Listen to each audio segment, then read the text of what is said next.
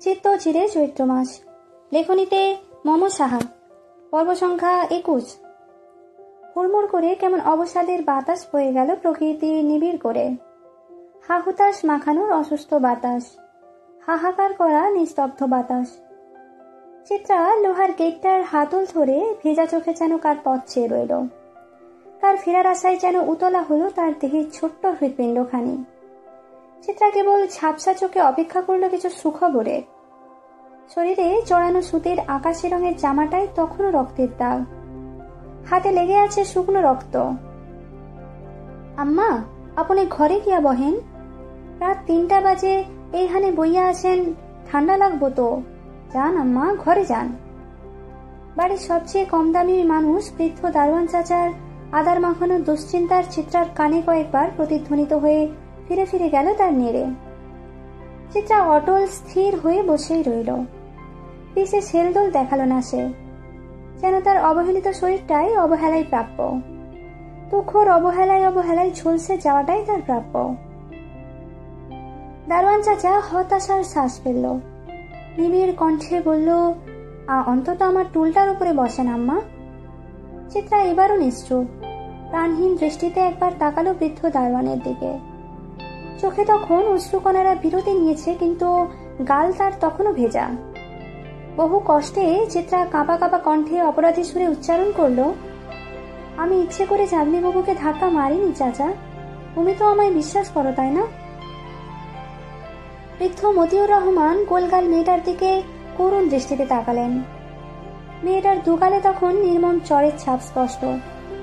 চুলগুলো বেজায় টানাটানিতে অগোছালো, বা চোখের কোনাটাও কেমন ফুলে আছে। কি মারটাই না মেরেছে। চিত্রা এবার বাঁধ ভেঙে হাউমাউ করে কান্না করে দিল। নিজের ধুলো মাখা দুহাতের মাধ্যমে মুখ ঢেকে কাঁদতে কাঁদতে অস্ফুট স্বরে বলল, আমি ইচ্ছে করে করিনি চাচা, আমি এত অমানুষ নই। চাচা গো, আপাটার কিছু হলে সে কলঙ্কের কালিতে যে আমি পুড়ে ছাই হয়ে যাব, আমার সে পাপের শাস্তি কি হবে? বৃদ্ধ মতিউর সান্ত্বনার ভাষা খুঁজে পেল না। তার সীমাবদ্ধতা যে খুবই অল্প। সে অল্প সীমাবদ্ধতা দিয়ে দুঃখের চিত্রার দুঃখ মুছবার যে তার ক্ষমতা নেই। বড় জোর সে তার নিজের চক্ষুদ্বয়ের অনাকাঙ্ক্ষিত অশ্রু মুছতে পারবে। চিত্রা কাঁদতে কাঁদতে গেটের সাথে হেলান দিল। হুট করে সব অনাকাঙ্ক্ষিত ঘটনা যেন তার নামে লিখে দিল সৃষ্টিকর্তা। এমন না হলে কি খুব বেশি ক্ষতি হয়ে যেত? চাঁদনি আপার রক্তাক্ত শরীরটা সবার প্রথমে সেই ছুঁয়েছিল।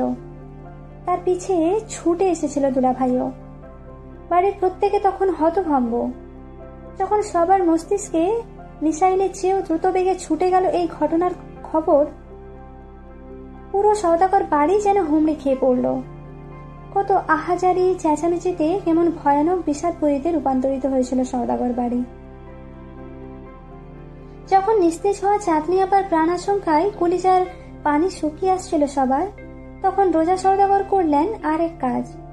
চিত্রার চুলের মুঠি টেনে অনবরত 4-5টা চর সে বিরতিহীনভাবে বসিয়ে দিলেন চিত্রার কোমল তুলতুলে গালগুলোতে।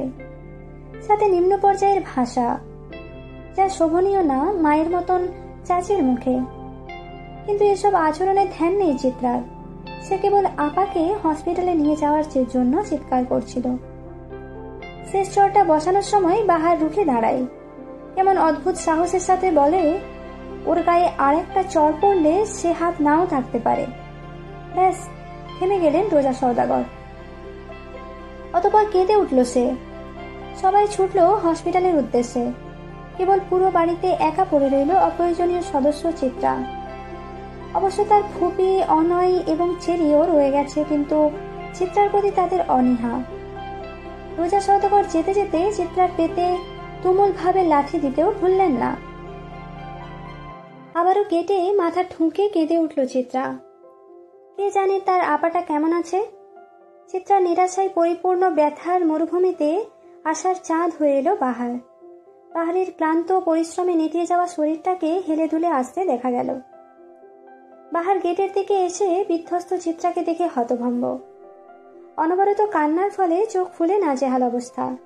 পাহাড়ের চোখে মুখে বিস্ময়। সেই বিস্ময় ছড়িয়ে গেল কণ্ঠধ্বনি অবধি। সে বিস্মিত কণ্ঠে বলল, রঙ্গনা, এখানে এই অবস্থায় কি করছো? তুমি এখনো রুমে যাওনি? চিত্রা কথার উত্তর দিল না। মনের মাঝে প্রশ্নটা দানা বেঁধে আছে, কিন্তু জিজ্ঞেস করার সাহস হলো না। যদি কোনো খারাপ খবর হয়, তবে চিত্রা নিজেকে কিভাবে ক্ষমা করবে? বাহারের প্রশ্নে উত্তর দিল মতিউর রহমান, না বাবা, আম্মা যে সেই সন্ধ্যাবেলা এখানে বসেছে এখানেই আছে। আমি কতবার কইলাম ভেতরে যাইতে, উনি পথেই বসে আছে। বাহার ভাইয়ের হৃদয় কঞ্চিত হলো।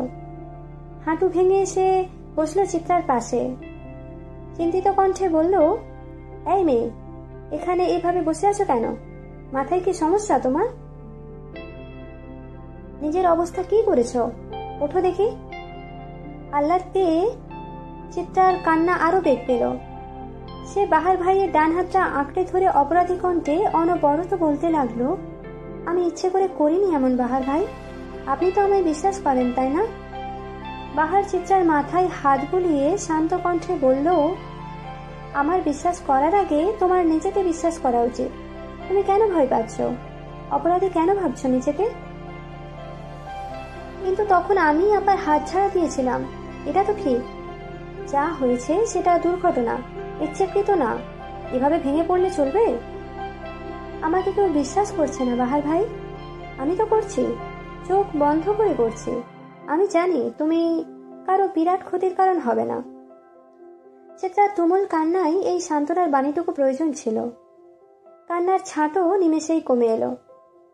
চিত্রা চোখ মুখ মুছে উৎকণ্ঠিত হয়ে বলল, আচ্ছা বাহার ভাই, আপা কেমন আছে? আর বাবু? 10 মাস বাবুর জন্য কত অপেক্ষা করলাম, আর শেষ মুহূর্তে এসে কিনা। কথা বলতে বলতে আবারও চিত্রা আকাশ ভেঙে কান্না করল। বাহার তৎক্ষণাৎ মুখ চেপে ধরল চিত্রার। আদুরে এক ধমক দিয়ে উঠল।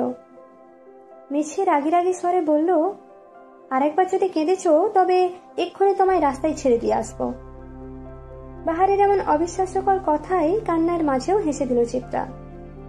গোল গোল চোখে হাসতে হাসতেই বলল, আপনাকে কি আমার চেরি মনে হয় যে রাস্তায় ছেড়ে দেওয়ার ভয় দেখাচ্ছেন? কেন দেখাতে পারবো না ভয়? তুমি চেরি না হও চিত্রা তো? হ্যাঁ, আমি চেরি না, চিত্রা। কেউ বড় মানুষকে এগুলা বলে ভয় দেখায়? তাহলে তুমি বড় মানুষ, তুমি কেন এমন অবুঝের মতন কাঁদছো? বড় মানুষের তো অবুঝ হওয়া সাজে না। বাহারের কথার জালে যে খুব বাজেভাবে ফেঁসে গেছে চিত্রা, তা আর বুঝতে বাকি রইল না তার। অতপর ছোট্ট একটা শ্বাস ফেলে নিবিড় কণ্ঠে জিজ্ঞেস করলো, আপার কি অবস্থা বাহার ভাই? সুস্থ আছে তো? বাহার মাটি থেকে উঠে চিত্রাকে ডান হাত দিয়ে টেনে তুলল। চুলগুলো গুছিয়ে দিতে দিতে বলল, তোমার আপা ঠিক আছেন। এখন রুমে গিয়ে সুন্দর মতন গোসল করে খেয়ে ঘুমাবে, কেমন? অবসালো বাহারের এমন গোছানো যত্নে চিত্রার কান্নারা নির্বাসনে গেল। সে ভদ্র মেয়ের মতন বলল, আচ্ছা। সে ভদ্র মতন কথাও রাখলো। শরীর ছাড়া দিয়ে উঠে দাঁড়ালো। বাহার তাকে হাত ধরে ঘর অব্দি পৌঁছে দিল। বাহার ভাই যে ভীষণ মিথ্যে বলে চিত্রাকে সামলেছে তা জানা গেল পরের দিন হসপিটাল থেকে সবাই বাড়ি আসার পর। মুখ থমথমে। তার প্রতি সকলের অসন্তুষ্ট চাহনি আর বড় চাচির আক্রোশ দেখে। গতকাল রাতে চিত্রা বাহার ভাইয়ের কথা অনুযায়ী গোসল করে ঘুমিয়ে পড়েছিল। ঘুম ভাঙার পর দেখে ঘড়ির কাঁটায় তখন দুপুর 12টা। হুড়মুড় করে সে উঠে বসতেই নিচ থেকে কেমন ফুঁপানোর শব্দ এলো। কে যেন মিহি স্বরে কাঁদছে। চিত্রা হতবিহল। গতকাল বাহার ভাইয়ের কথা অনুযায়ী তো আজ কান্নাকাটি করার কথা না। তাহলে? মনের কৌতূহল মেটানোর জন্য সে দ্রুত গতিতে নেমে গেল বিছানা থেকে। তার চেয়েও দ্রুত সে বসার রুমে উপস্থিত হলো। বসার রুমে বড় চাচির ক্রন্দনরত মুখটা দেখেই ছলৎ করে উঠে বুক। সে চাচির সামনে গিয়ে দাঁড়ালো। অবাক কণ্ঠে বলল, চাচি, কি হয়েছে? কাঁদছো কেন? রোজা সওদাগরের ঝিমিয়ে থাকা আক্রোশ তুমুল হলো। চিত্রাকে তুমুল এক লাথি মেরে বসলো। চিত্রা দুহাত ধরে ছিটকে পড়ল। তুহিন সবে দরজা দিয়ে প্রবেশ করেছে। বোনের এহেন অবস্থা দেখে সে ছুটে এলো। আহত চিত্রাকে আঁকড়ে নিল। নির্ঘুম কাটানো রাত্রির কারণে চোখ মুখ তার কেমন হলদেটে ভাব। বড় চাচির মন মেজাজ খারাপ, তবুও বোনের প্রতি এমন আচরণ সহ্য করতে পারল না তুহিন। কর্কশ কণ্ঠে বললেও, আপনার হাত পা সামলে রাখবেন চাচি, না হয় আমার জন্য ব্যবস্থা নিতে হবে। ক্ষুধার্ত বাঘিনীর ন্যায় হিংস্র হয়ে উঠল রোজা সওদাগর। সে বসা থেকে উঠে দাঁড়িয়ে চিত্রার গলা চেপে ধরে বলল, তোর জন্য আমার মেয়েটার আজ এই অবস্থা। তোর এত রাগ না রে? খেয়ে দিলে আমার মেয়ের বাচ্চাটাকে, এত খিদে তোর? অবনী বেগম ওহি ছুটে এলো রোজা সওদাগরকে ছুটানোর জন্য। কেমন পৈশাচিক শক্তি যেন ধরল তাকে। তুহিন অনেক কষ্টে হাত ছাড়ালো রোজা সওদাগরে। তুমুল পেট ব্যথার সাথে গলা চেপে ধরায় চিত্রার নাক মুখ দিয়ে গলগল করে রক্ত বের হওয়া শুরু করলো। জীবনধারার স্রোত কখন কোথায় গিয়ে বিরতি নেয় তা কেউ জানে না। শৈবালের মতন কেবল ভেসে ভেসে চলতে হয় সেই স্রোতের তালে। দিন যায়, ক্ষণ যায়, কেবল যায় না স্মৃতিরা। কেমন বুক ভার ভার কষ্টের পাহাড় আঁকে রোজ নিয়ম করে মনোমন্দিরে।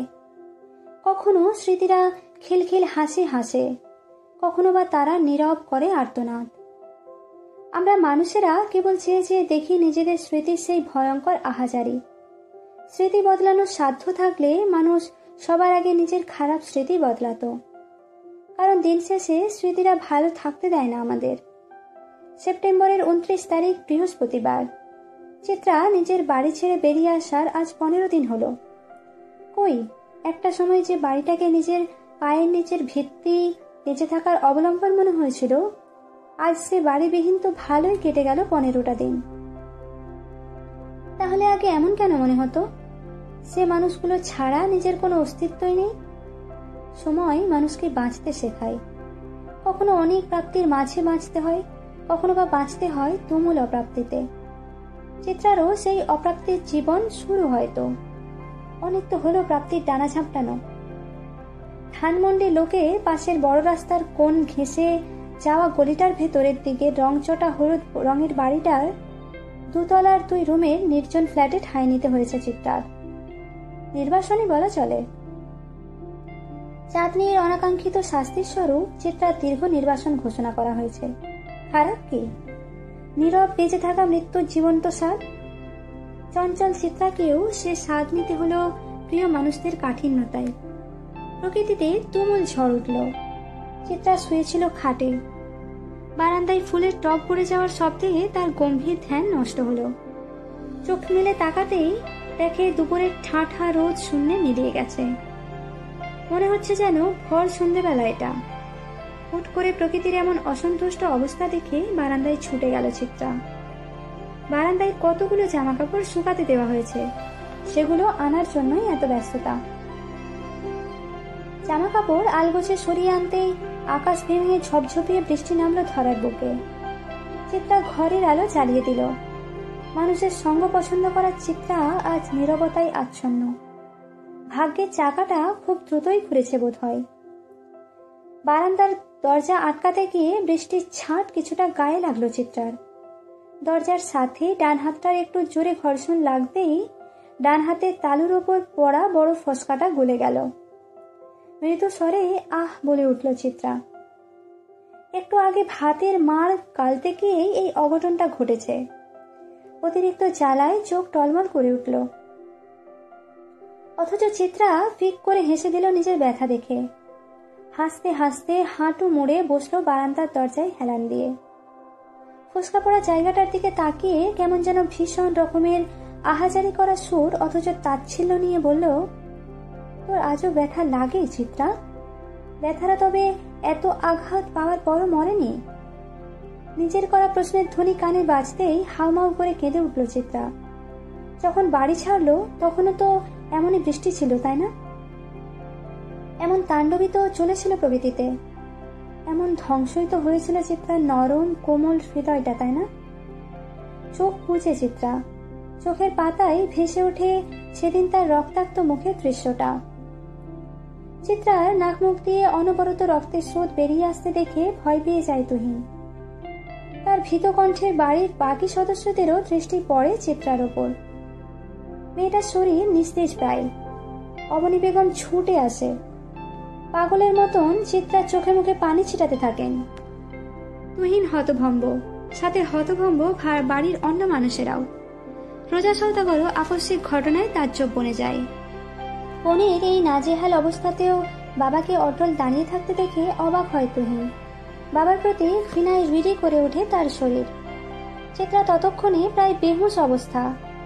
তুহিন বোনের হেরে যাওয়া শরীরটা দুহাতে আঁকড়ে ধরে বাবার দিকে প্রশ্ন ছুঁড়ে, আপনি সত্যি মানুষ তো আব্বু? নুরুল সওদাগর তেমন উৎকণ্ঠা দেখালেন না, বরং বেশ স্থির কণ্ঠে বললেন, ওকে ঘরে নিয়ে যাও, ডাক্তারকে কল করো। তুহিন তাচ্ছিল্য করে ওঠে। জীবনে প্রথম তার কোনো মানুষকে ঘৃণা হলো। সে মুছামটি মেরে বাবাকে বলল, আপনার সেটা না ভাবলেও চলবে আব্বু। আমার বোন তো, আমি সামলে দিব না হয়, আপনি বরং আপনার সংসার সামলান। তুহিনের কথায় এবার একটু চিন্তার ভাঁজ পড়ল নুরুল সওদাগরের মুখে। কিঞ্চিত অবাক হয়ে বলল, তুমি ব্যবস্থা করবে মানে? যে মেয়েটা আপনাদের চক্ষুশূল, সে না হয় আর আপনাদের চোখের সামনে না রইল? তুহিনের এমন পরিস্থিতিতে এমন কথা হয়তো আশা করেনি কেউ। তাই তো ফুপি ধমকে উঠল এবং বলল, তুহিন, কি বলছিস বাবু তুই? মেয়েটার এই অবস্থাতেও তোরা এসব বলা লাগে? আপাতত কোনো ব্যবস্থা কর, ওর খারাপ কিছু হয়ে গেলে পরে। ভালোই তো হবে ফুপি, আপনাদের ঘরে থাকার চেয়ে আমার মনে হয় ওর মরে যাওয়াটা ওর জন্য অনেক সুখের, তাই না চিত্রার বড় চাচি আম্মা? বাহারের হুট করে এমন আগমন এবং অপ্রাসঙ্গিক কথায় সবার মুখটা ছোট হয়ে এলো। নুরুল সওদাগর ধমক দিলেন বাহারকে, আঙুল উঁচিয়ে বললেন, তোমাকে কেউ আমার মেয়ের ব্যাপারে বা আমার সংসারের ব্যাপারে কথা বলতে বলেনি? আপনার মেয়ে? হাসালেন তো, সুন্দর কৌতুক। তা আমি মনে করি এমন বাবার মেয়ের এমন দুর্ভাগ্যই প্রাপ্য, যে এই যে রক্তাক্ত হয়ে পড়ে থাকাটাই তার প্রাপ্য। শুনেছি বাবারা সন্তানদের বটগাছ হয়।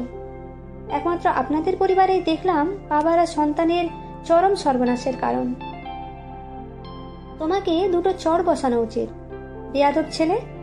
আরে স্যার, আগে নিজের তো আদবটা রপ্ত করুন, তারপর না হয় অন্যকে বেয়াদব বলবেন। নুরুল সওদাগরের কথা সেখানেই থেমে যায়। বাহারের সাথে তর্কে জড়ানোটা নিহাতি বোকামি ছাড়া কিছু না। বাহার এগিয়ে আসলো চিত্রার কাছে, ওহির দিকে তাকিয়ে বরফ আনার নির্দেশ দিল। ওহি তৎক্ষণাৎ বরফ নিয়ে চলে এলো। চিত্রার নাকের কাছটাকে কিছুক্ষণ বরফ ধরে রাখতেই বন্ধ হয়ে গেল নাক রক্তের স্রোত। চিত্রার নিভু নিভু চোখে তখনও জল গড়িয়ে পড়ছে। ভেজা ভেজা কণ্ঠে অস্ফুট স্বরে সে বলল, আমি সত্যিই চাঁদনি আপার ক্ষতি চাইনি বাহার ভাই, আমি জানি। বাহারের ছোট্ট উত্তরটার পরে জ্ঞান হারালো চিত্রা। মেয়েটার বেহাল অবস্থা দেখে বুক কাঁপল বাহারের। সে তুহিনের দিকে তাকিয়ে গম্ভীর কণ্ঠে বলল, তুহিন, মেয়েটাকে বাঁচাতে চাইলে নিরাপত্তা দিতে হবে, অথচ তোমার পুরো বাড়িটাই বর্তমানে তার জন্য অনিরাপদ জায়গা। যা করবে ভেবে করো। বাহারের ইঙ্গিতের কথাবার্তা হয়তো তুহিন ঠিকই বুঝল। বোনের মাথাটা চেপে বড় চাচির হতভম্ব মুখটার দিকে তাকিয়ে শক্ত কণ্ঠে জিজ্ঞেস করল, আপনি কি চান? আমি তোমাদের ভালোবাসি, তার চেয়ে বেশি ভালোবাসি আমি আমার সন্তানদের। চিত্রাকে সামনে দেখলেই আমার সন্তানের সর্বনাশের কথা মাথায় চলে আসে, বাকিটা তোমরা জানো। চাচির উত্তর শোনার পর তুহিন বাবার মুখের দিকে তাকালো।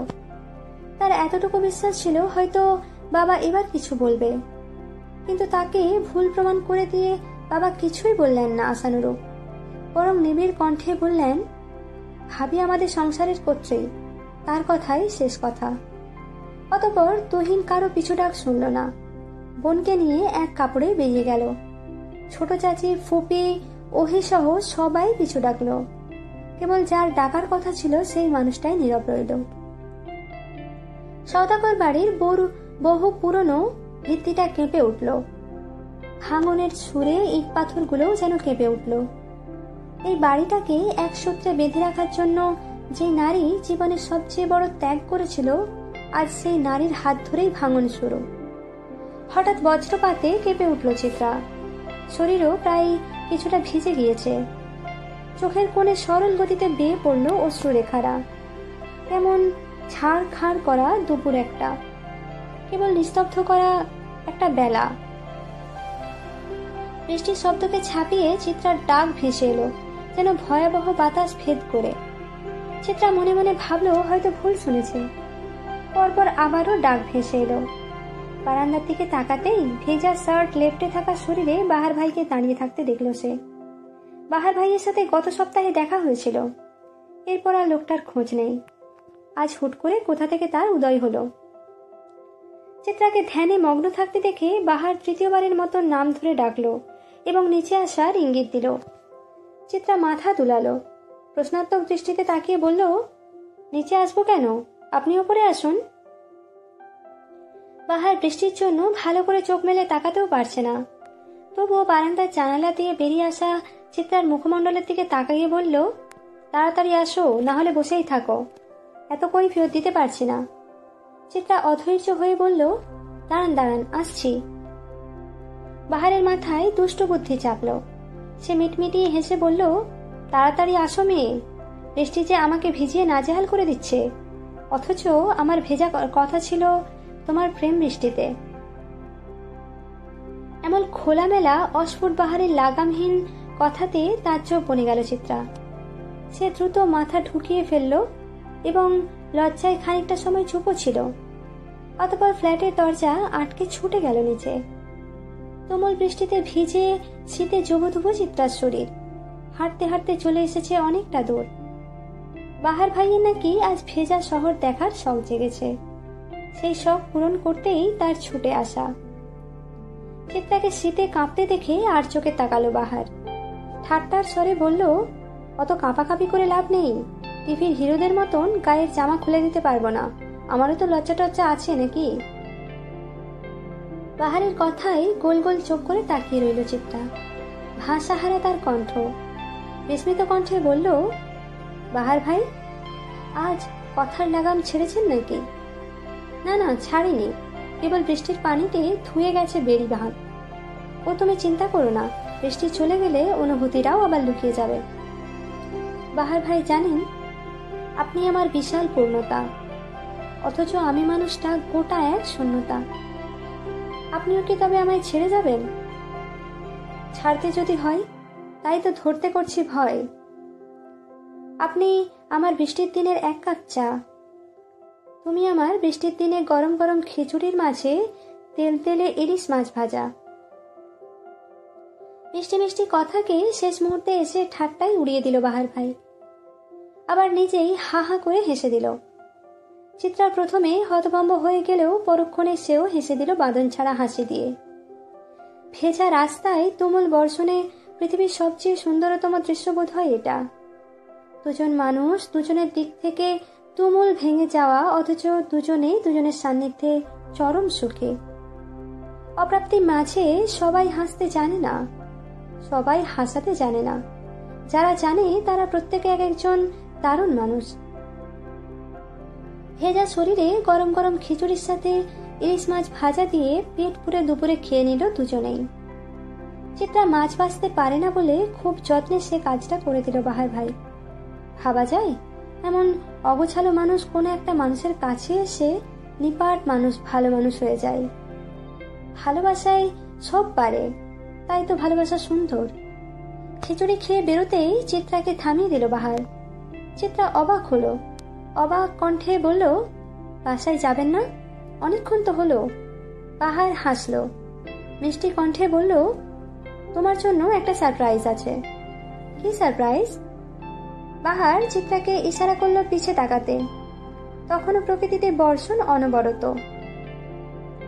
চিত্রা পিছু ফিরে বৃষ্টির মাঝে ঝাপসা ঝাপসা ভাবে মানুষটার মুখ দেখতেই অত অবাক হয়ে গেল। অবিশ্বাস্য দৃষ্টিতে একবার বাহার ভাইয়ের দিকে তাকিয়ে ছুটে গেল তার সামনে দাঁড়িয়ে থাকা মানুষটার দিকে। নিঃসংকোচে জড়িয়ে ধরল মানুষটাকে। চোখের মাঝে তুমুল খুশির অশ্রুরা। শক্ত করে মানুষটাকে চাপটে ধরে ক্রন্দনরত সুরে বলল, তোমার মতো আমায় কেউ ভালোবাসতে পারেনি, ওরা আমায় ভালোবাসেনি।